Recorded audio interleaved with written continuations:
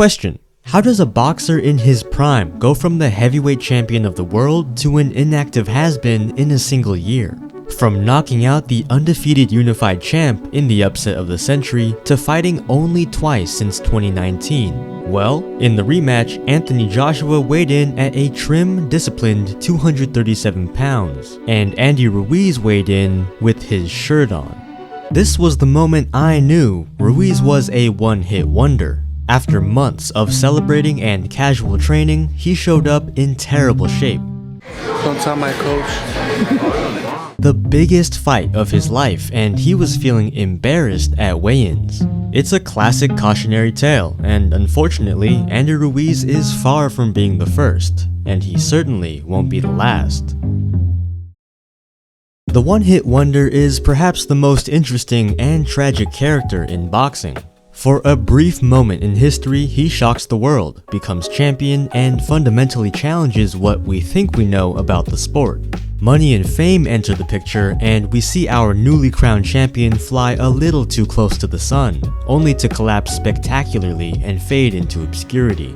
But how exactly do we define a one-hit wonder? Some champs get to defend their title once or twice, and some stay contenders until they retire. The first Joshua fight earned the Ring magazine's Upset of the Year, and that got me thinking. Going back to 1970, the Ring gave this award to the sport's most unlikely winners, the overlooked and underestimated. Fighters who shocked the world just like Ruiz. But taking a deeper look, it might spell trouble instead. Of every fighter to win Upset of the Year, 23 of them would go on to lose their immediate next fight. And for 23 of our underdogs, they would never touch a title again for the rest of their career. Roughly half failed to repeat their success, making it a complete coin toss. And this makes sense. Upsets are won by the underrated, so after their coming out party, elite opposition usually brings them back down to earth. There's also the case of the rematch. 20 of these men had the opportunity to prove it wasn't luck the first time, but of those 20, only 6 were able to win again.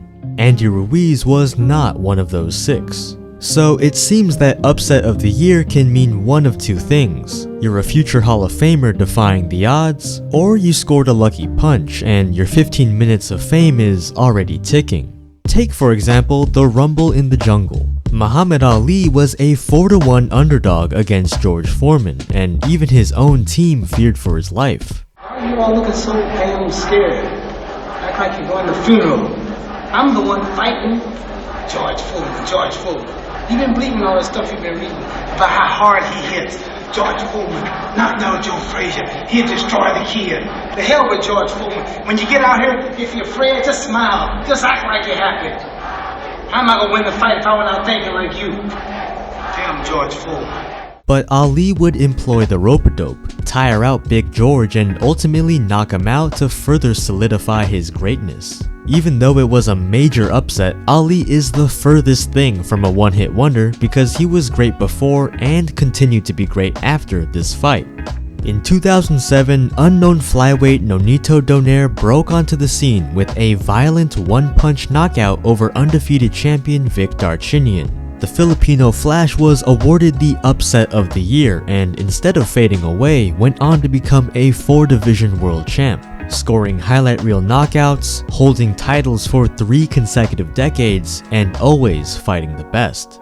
Donaire is the perfect example of a young boxer defying the odds and staying at the elite level into his older age. In other words, not letting the success get to his head. Then you have someone like Marcos Maidana. I hesitate to call him a one-hit wonder because he had such a storied career before the Mayweather fights. And despite having good names on his resume, he lost his first 2 title shots. But Maidana would get his big break against Adrian Broner. You already know this story. Broner is the undefeated, loudmouth champion boxer. Maidana is the underrated, quiet puncher. After I fuck him up December 14th, I can promise you this. It's gonna get ugly. By Maidana, that sticks another right hand. Broner goes down for the first time in his career. The hook got Broner for the second time in the fight. Left hook chopping right hand. A left hook to the body. Left hook upstairs. Broner trying to hold on. Well, Broner owner got humbled. He was a 5-1 favorite, and Maidana took his belt, won upset of the year, and set up a super fight against Floyd Mayweather. A fight he would lose but do well enough in to warrant a rematch. And after 2 fights against the face of boxing, he made enough money to retire. Sure, he only made $4.5 million to Mayweather's 64, but they don't call him money for nothing. So at 31 years old, with millions in his bank account, Maidana retired. He was champ for 4 months, made a boatload of money, and got out the game. Not quite a one-hit wonder, but something like it. Now for the sadder and much more common case. There is perhaps no greater example of a one-hit wonder than James Buster Douglas. The 42-1 underdog knocked out a prime Mike Tyson to the shock of the entire sporting world. Douglas was the new undisputed heavyweight champion, and after declining a rematch with Tyson, accepted Evander Holyfield for his first defense. Douglas arrived in Las Vegas as the man who conquered Tyson, but he wasn't the same fighter. He had the luxury villa at the Mirage and reportedly ate and drank everything under the sun leading up to the fight. The champ spent more time in the pool than in the gym. When fight night came around, he weighed in at a soft, pillowy 246. 15 pounds heavier than he had against Tyson. The fight was rough. He was slow to move around the ring and telegraphed his punches, leading to a 3rd round knockout. Douglas retired after the bout, and just like that, his 15 minutes of fame was up. He then ballooned to 400 pounds, suffered from diabetes, and enjoyed his money. Buster Douglas began 1990 as an unknown challenger, won the Undisputed Championship in February, celebrated a little too much, and was retired by October. After making $26 million in a single year, I don't blame him. So it's no secret why sudden, unforeseen underdogs burn bright and then fizzle out.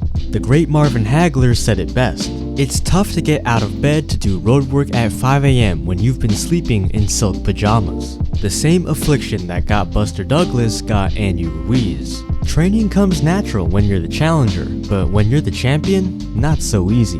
In preparation for the rematch, Joshua was locked in, training hard and sparring monsters. He lost his belts, so naturally he was hungry. Ruiz, on the other hand, showcased his lifestyle through daily vlogs. Leading up to the fight, he could be seen getting multiple haircuts a week, buying fast cars, shopping, and of course, eating. Lots and lots of eating. He assured his fans he was in good condition, but weigh-ins reveal all. Joshua showed up in Saudi Arabia lean and in shape, ready to box. Ruiz had a fresh fade, but came in at 284 pounds, far from fighting shape. Through 12 rounds, Andy struggled with his newfound weight, unable to cut off the ring and too slow to hurt his opponent.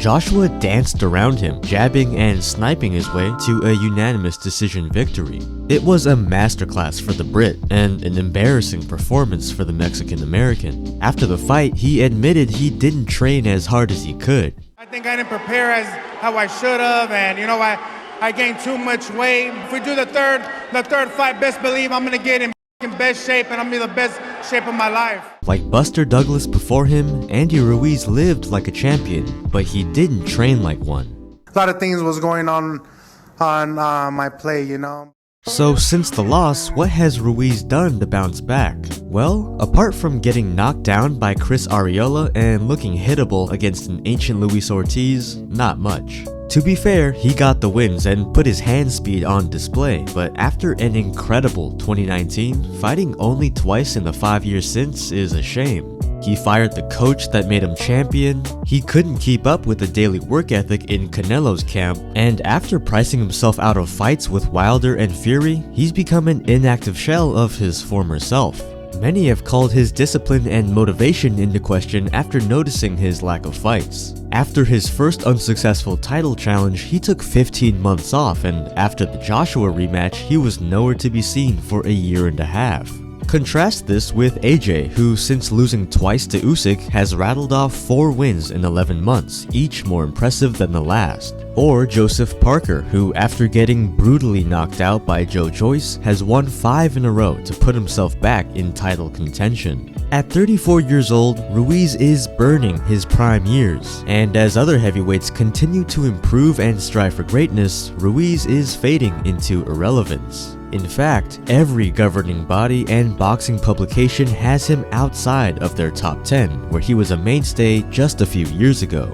But beyond his inactivity and the inability to control his weight, the biggest shame about Andy Ruiz is all of the potential fights we missed out on. Discounting everything else, Ruiz is still an exciting fighter with an incredible story. A shorter, chubby inside fighter with fast hands that gets better after he gets hurt, he introduced much needed drama into a stagnant division that refused to fight each other. Just think of all the great matchups we were robbed of. Ruiz vs Wilder, Ruiz vs Zhang, the Parker rematch, the list goes on. When Andy Ruiz shows up in shape, he's one of the most exciting fighters in the sport. As a fan of boxing, I hope to see his ring return sooner than later. I just hope he hasn't priced himself out of the sport altogether. Remember when Ruiz ate this punch from Anthony Joshua? The champ with the right hand. Well, Francis Ngannou took the same exact cross. Both had just gotten up from the canvas, but the result was wildly different.